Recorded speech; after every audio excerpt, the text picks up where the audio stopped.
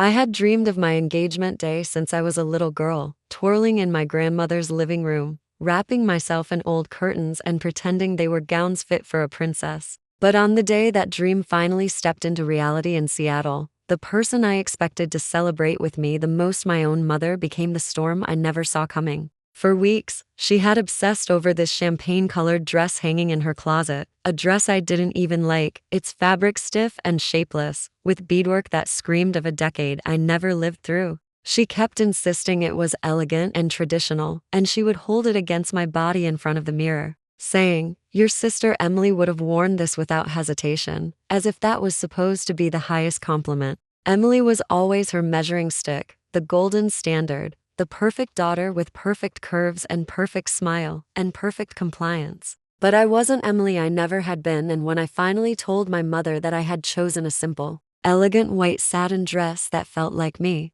something modern and soft and beautifully understated, her face hardened into something I had only ever seen when she looked at people she disliked. She told me I was making a mockery of my engagement, that I was being difficult on purpose, that I was trying to outshine the family as if my existence itself was some kind of performance for her approval. When she realized I wouldn't change my mind, she muttered that she refused to babysit my mistakes and walked out of the room with the kind of dramatic sigh reserved for martyrs. Still, I kept hoping she would show up on the day it was my engagement. After all but 3 hours before the event, she called me, her voice icy, telling me she wouldn't come because she refused to watch me embarrass myself in cheap satin. I remember standing there in my bathroom, phone still pressed to my ear long after she hung up, staring at my reflection as if the girl in the mirror was someone I needed to defend, someone I suddenly felt fiercely protective of. My chest tightened, a mix of hurt and anger curling around my ribs until breathing felt like a chore.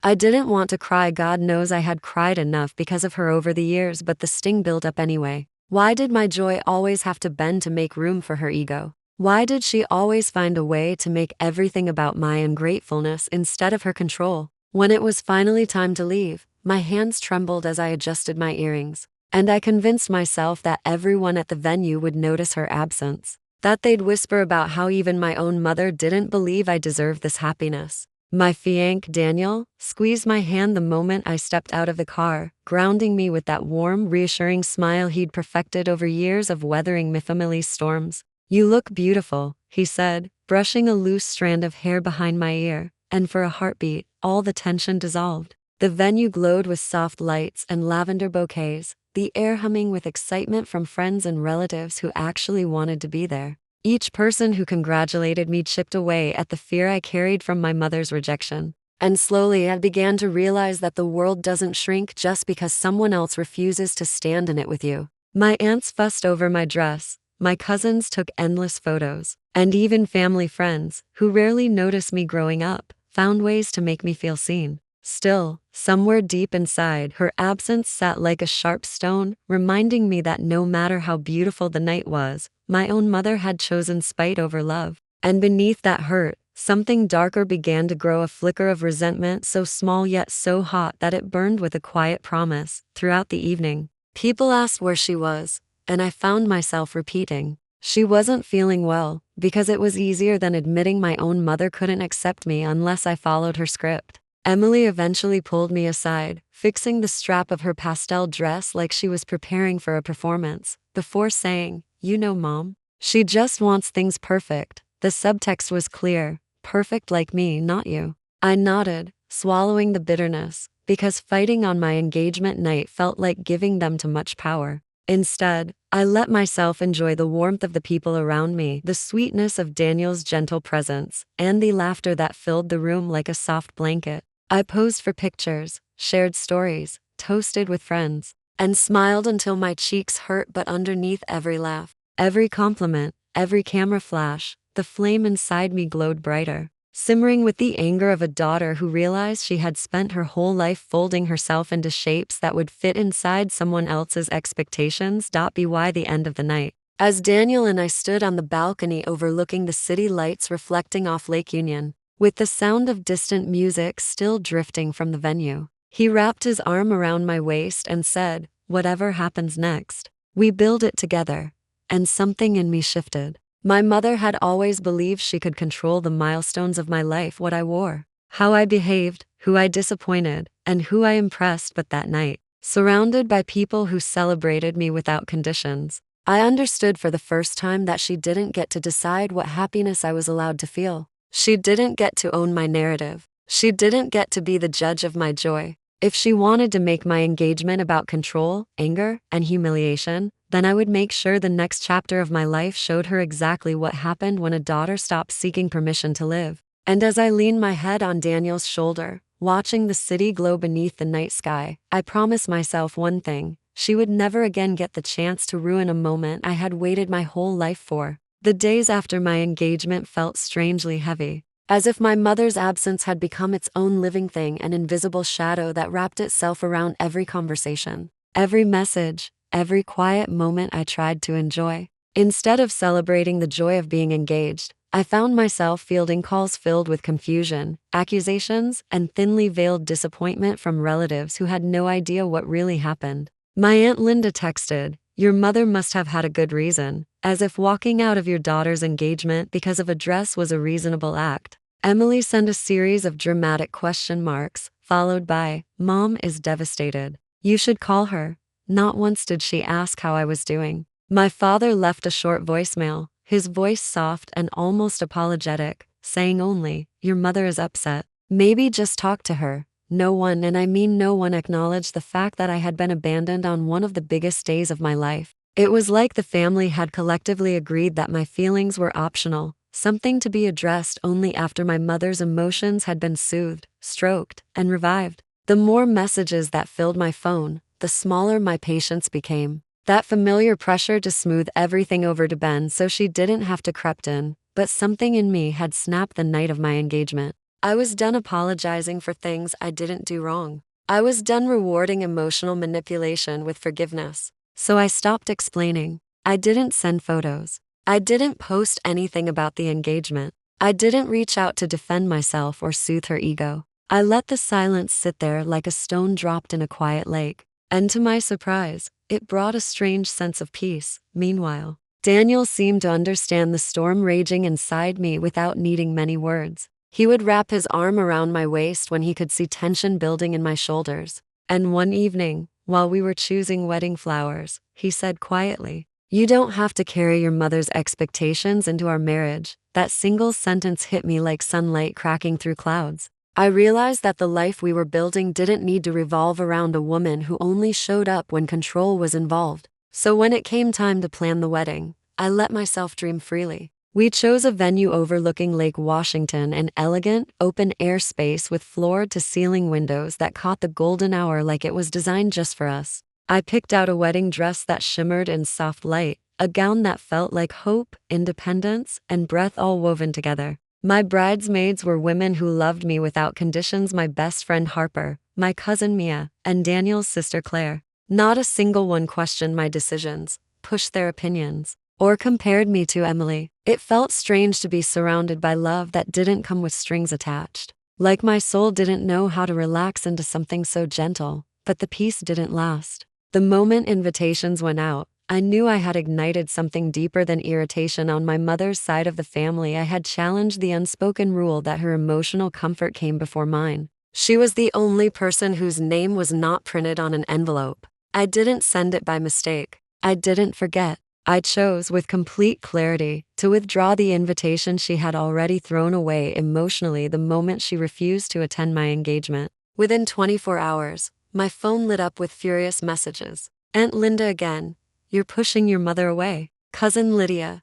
You're being dramatic." It was just a dress. Even my father, usually silent in family conflicts, texted me, "You should talk to your mom. Weddings are stressful. Don't let this go too far." But no one asked me why I had made that decision. No one asked how it felt to be humiliated, to be dismissed, to be told that my engagement wasn't worth attending because my dress didn't fit her fantasy. No one cared that the person who abandoned me was a grown woman, perfectly capable of choosing differently. Then came Emily. She showed up at my apartment unannounced, arms crossed, face stiff with manufactured concern. She didn't even say hi before blurting, "Mom deserves to be at your wedding." The entitlement in her voice felt like a slap. I took a breath, trying to stay calm, but she kept going. She's your mother. She raised you. You owe her that much. I stared at her, stunned not by her words, they were exactly what I expected, but by how easily she dismissed my pain to defend our mother's ego.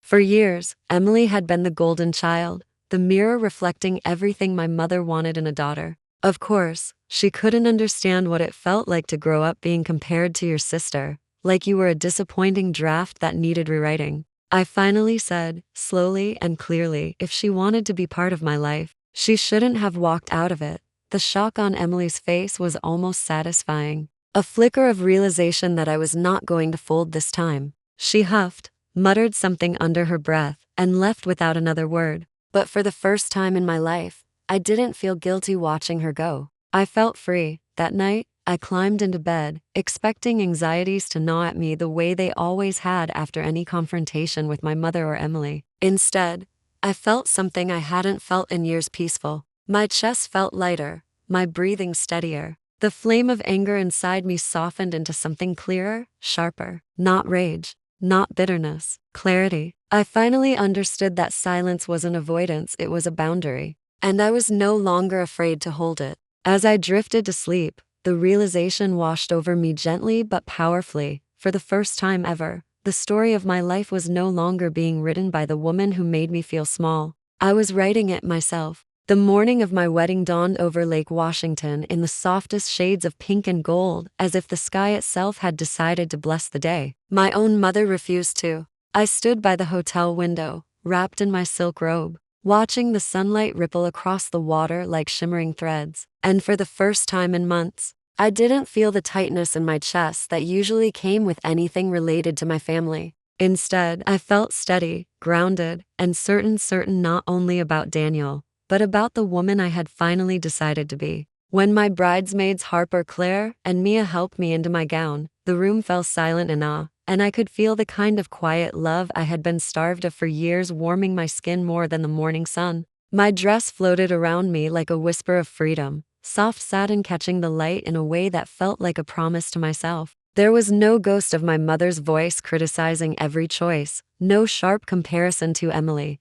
no demand to shrink myself for someone else's comfort. The absence felt liberating, not painful. And yet, as the stylist pinned the final veil into my hair, I couldn't ignore the faint ache of knowing that a seat would remain empty, not because she couldn't be there, but because she chose not to unless she controlled the terms. That ache hardened into resolve. I had warned the coordinator, the ushers, and the very own at the venue. She is not allowed to enter without an invitation. She had made her choice. I was making mine. When the car pulled up to the lakeside venue, the golden hour washed everything in soft radiance: the glass walls of the ceremony hall, the arch, decorated with cream roses and eucalyptus, the rows of chairs filled with people who actually loved me. I stepped out of the car to murmurs of admiration, cameras clicking softly, Daniel waiting at the end of the aisle with eyes filled with the kind of love that healed the bruises I'd carried from my childhood. As the music began, I took a deep breath, each step toward him feeling like peeling away another layer of pain I had carried for too long.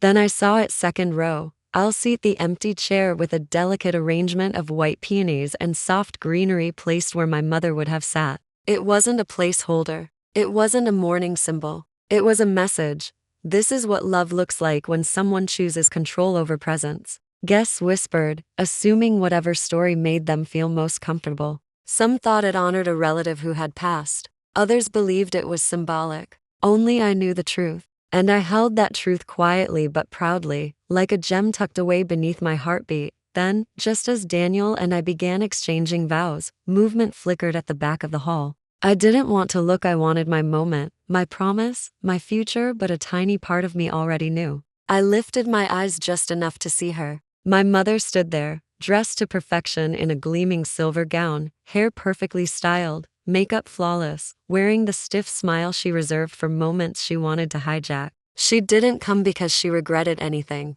She came because she expected me to crumble. She came to be the dramatic entrance, the emotional surprise twist, the martyr claiming she forgave me even though I was the one hurt. She came for an audience. But she had no idea I wasn't the same girl she walked away from at my engagement. Before she could take even 2 steps inside, The coordinator stepped forward, gentle but firm, and blocked her path. I watched, breath held, as he shook his head politely, mouthing, "I'm so sorry, ma'am. Only invited guests may enter." She froze, stunned, her face shifting from entitled shock to disbelief to indignation. She tried to argue, her lips moving fast, but the music drowned her out. The coordinator's tone remained calm but unyielding. And then, slowly, the doors closed. Not slammed, not shoved. Closed gently, soft, decisive, peaceful. A closure I had waited my whole life to feel. As the latch clicked, something inside me settled like dust after a long storm.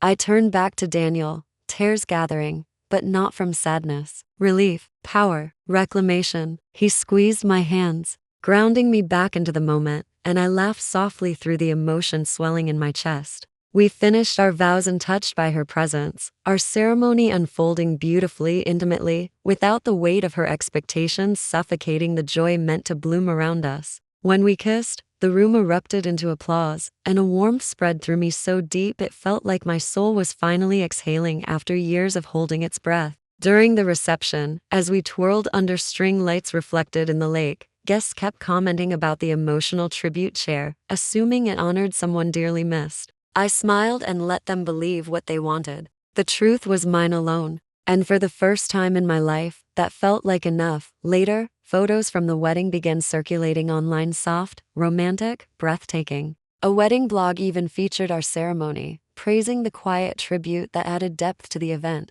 My mother must have seen them, because not long after, my phone buzzed with her number. When I picked up, her voice dripped with wounded outrage. She accused me of humiliating her, of turning the family against her, of destroying our bond over a silly dress. Every sentence was a whip of blame, never accountability. And for the first time, her words didn't pierce me. They didn't twist inside my ribs. They didn't make me shrink. I listened calmly, and when she finally paused long enough for me to speak, I said the words that had lived in my chest for years. "You taught me to choose myself." I finally listened. The silence that followed was sharp, almost sacred. Then she hung up. But this time, the click didn't wound me. It freed me. That night, as Daniel and I left the venue hand in hand, the cool breeze brushing my veil like a blessing, I understood something profoundly simple. I had spent years believing my mother's approval was the key to my worth, the compass of my choices, the scale of my happiness. But standing there, a newly married woman with love wrapped around her like a shield, I realized I had walked through the fire and come out whole, stronger, more myself than ever. My new life didn't begin because she wasn't there, it began because I no longer needed her to be. And for the first time, the future felt wide open, beautiful, and completely mine.